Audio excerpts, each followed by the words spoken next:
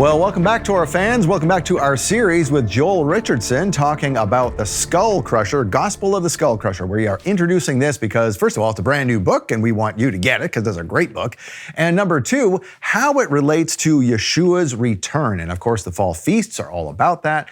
Last week, we talked about Yom Teruah. Now we're going to talk about Yom Kippur. So Joel, welcome back.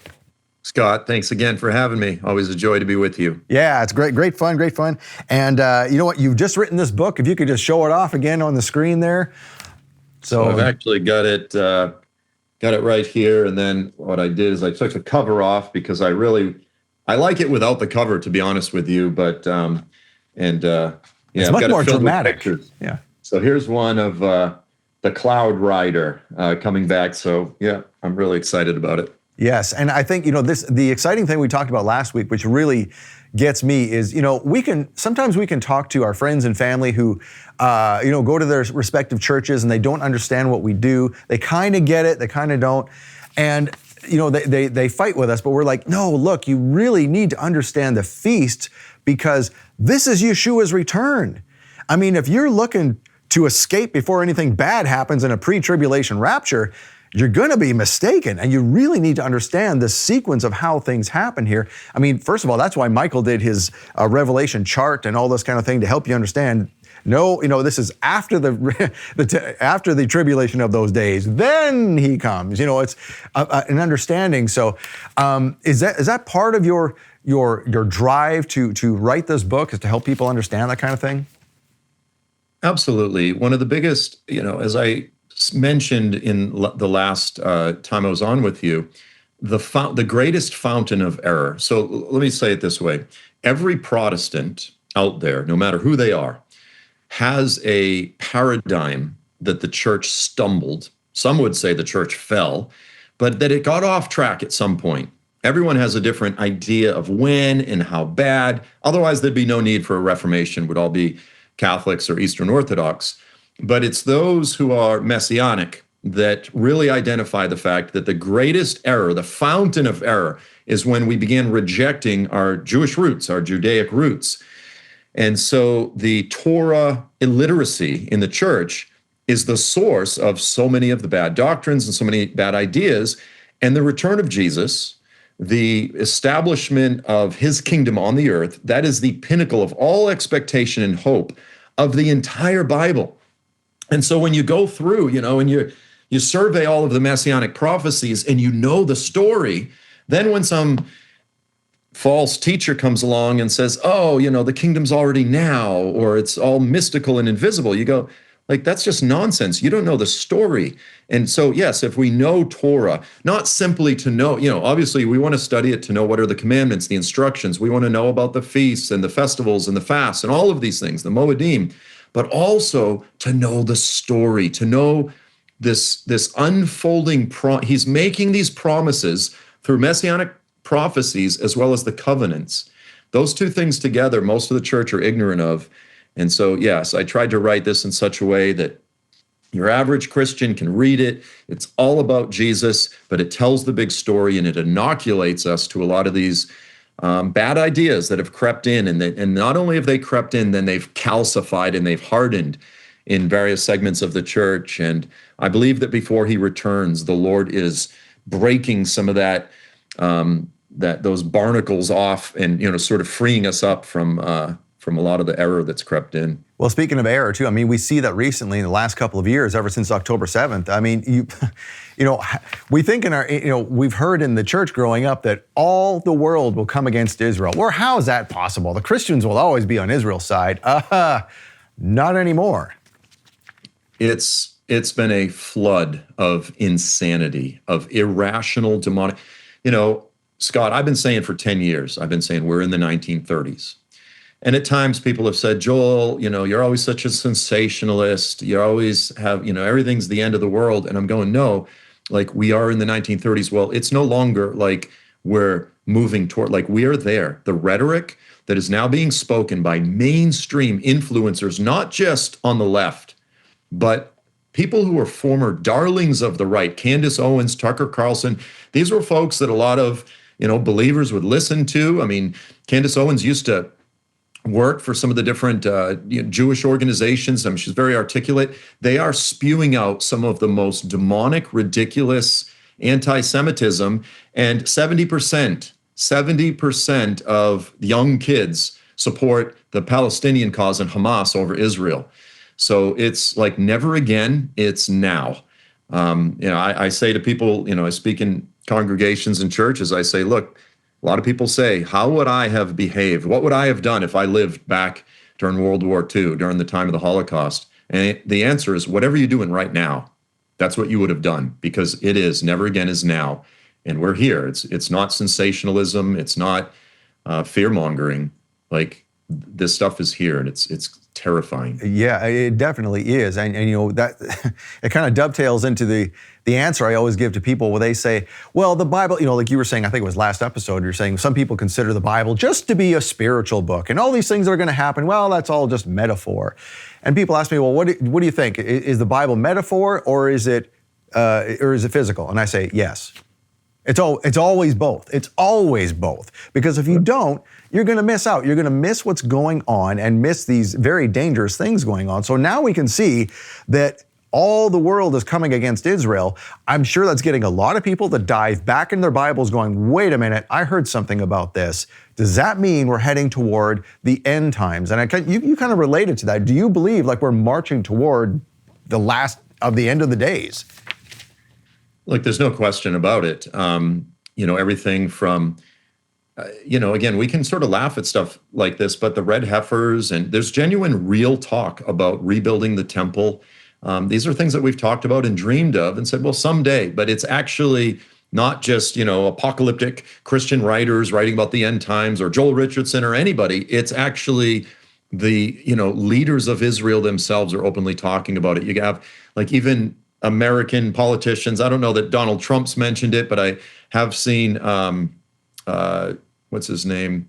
The Secretary of Defense, Pete Hegseth has mentioned it, saying like, we're going to actually give permission to build a temple, and it's being discussed. So I don't like to talk about timing, but it would not at all surprise me, Scott, if the final 7 years, if we entered into that, even within the next few years. Yeah, that's interesting, talking about the red heifer and the temple and all these things happening.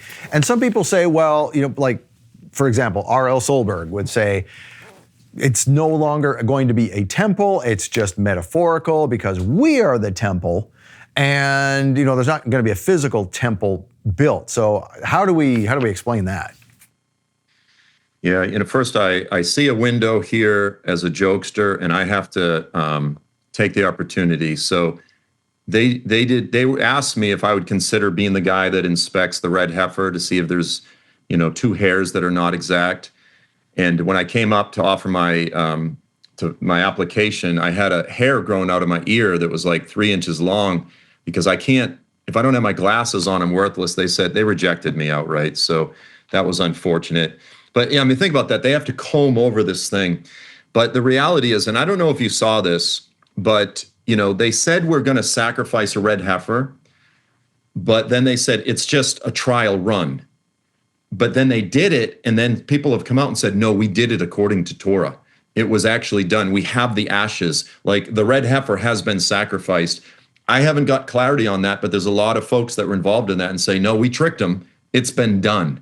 And so that's very interesting, whether or not that's true. But okay, so as far as this argument, this is a super common argument. Sorry if my joke's dumb. If you don't swing and strike out, you're never going to get a home run. You just got to keep swinging. But they'll say, I'm the temple, or we're the temple. I go, yeah, the New Testament says Jesus is the temple of God. We all are individual temples. The body of Messiah corporately is the temple. On the other hand, that doesn't, in no way, shape, or form, does that do away with the fact that there is a literal temple throughout the New Testament. That's the overwhelming usage of the term, is literally, and that there will be another third temple that will be desecrated. And in fact, I have to highlight this. The Bible calls it the temple of God in Revelation 11. And in order for it to be desecrated, it has to be holy.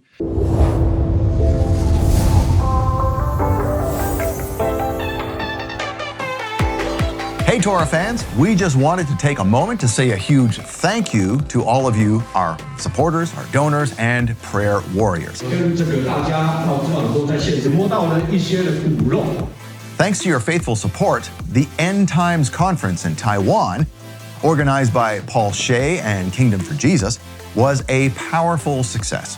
This all started back in 2017 when Paul Shea invited Michael Rood to speak on the book of the Revelation.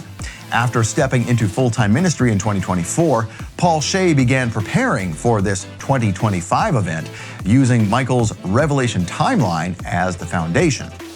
One major goal was to have the chronological Gospels printed in Chinese, not just digital. There was real hunger for the physical book. It wasn't easy due to legal restrictions and months of red tape, but we chose to do everything the right way. And praise Yehovah, the books were approved, printed, and delivered just in time for the conference. That was a miracle, and you made it possible. So from the bottom of our hearts, thank you for standing with us, sowing into this ministry and helping bring the message of the Revelation to Asia. May Yehovah bless you richly for supporting outreach efforts like this at A Rood Awakening International. We could not have done this without you. Thank you, A Rood Awakening.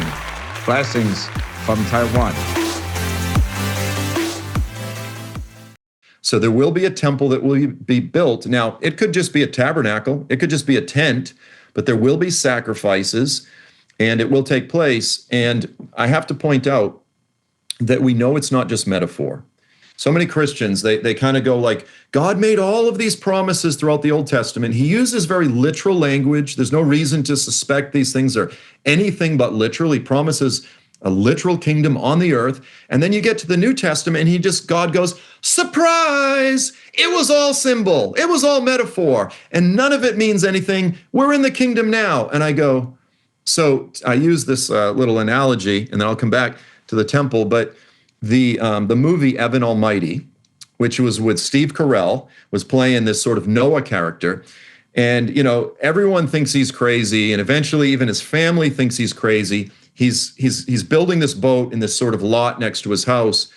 And everyone in the world thinks he's crazy. He's being rejected. And then his wife says to him, she's like, honey, maybe God didn't mean a literal flood. Maybe he meant like a flood of wisdom or understanding.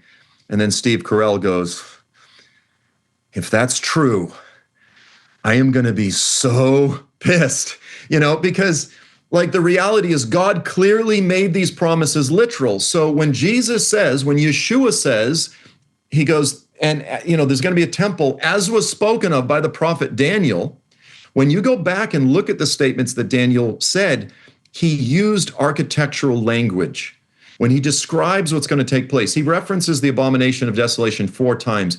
He talks about there being an abomination on a wing of the temple in the Septuagint. Elsewhere, he talks about the temple fortress. He uses language that you can't just say, well, that just means our body and the body of Messiah, or this type of thing. So there will be a literal temple. And listen, if you think that the issue of Torah has been controversial within the body of Messiah, between the church and the messianic Jews or the messianic believers and the Torah observant Hebrew roots folks, then just know that when the temple is built, it is going to be the single most controversial moment in the history of the church, in the history of the body of Messiah. There's going to be people on one side saying it's utter blasphemy. There's going to be others saying, no, we should fully participate because this is the temple of God. There's going to be everything in between. And the reality is we could be literally seeing that within the next few years. For leaders and teachers, this is something we need to be preparing for because this is a very real issue that's going to affect the body of Messiah. It's funny, and there's even not debate, but just different ideas about what that is exactly. Like Michael is fully convinced that it will be a tabernacle, which honestly I can see as a first version of that because it can happen. Like you can set up the tabernacle in a day, and boom, things start happening. Everybody turns around in the world and goes, "Wait, what?"